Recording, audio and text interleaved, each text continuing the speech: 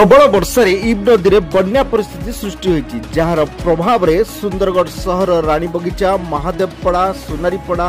भितिरियापड़ा आदि अंचल लोकंकर घरे घरे पानी पशि जाए रास्ताघाट बुड़ी जीवारु साधारण चलप्रचल विशेष भाव में प्रभावित होती केतेकंक घरे बन्या जल पशि जीवारु कांथ भांगी जीवार खबर मिली बन्या घर थिबा अंचल एक प्रकार बाह्य जगत विच्छिन्न हो पड़ी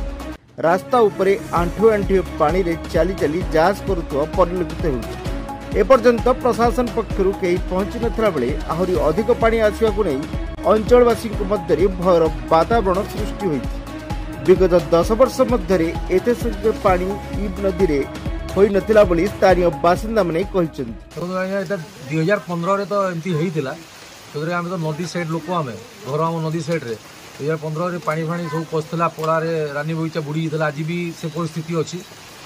आसे तले भी जो वर्षा होता से पाखापाखि 19टा वार्ड रु 12टा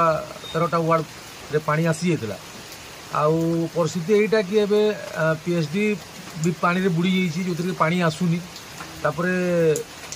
जो स्थिति रे एबे अछंती लोक बेहाल होकर अछंती पूरापूरी घर के बाहरी पारना आमर जिते भी डेली रो काम अच्छे से आम करूँ आ पानी जो भाया घरे पशि रोचे जो भाया परिस्थिति अच्छी यहाँ आगु माने आगु तार व्यवस्था करने कथा सबू वर्ष ये स्थिति छोटिया पानी वर्षा रे भी तो सी स्थिति होता एथर एत वर्षा गोटे मस आगु भी वर्षा होती घरे पशुला पानी ता ध्यान देवा कथा मझे बहुत दिन खरा भी होता कि सेटा किसी हो पारे आउ लोकंर जो दुर्दशा प्रशासन पूरा पूरी दायी प्रशासन एताकू नहीं सीरीयस हवा कथा आमर जो मदर ड्रेन है आमर जो नाली नर्दमा है जो भाया सफा हवा कथा बिफोर वर्षा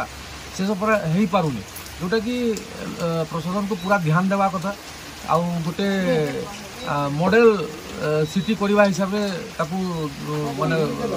विपर्य आगु ध्यान देकी ध्यान माने करवा कथा। सुंदरगढ़ किशोर कुमार नायक स्वतंत्र रिपोर्ट SMS न्यूज नेटवर्क।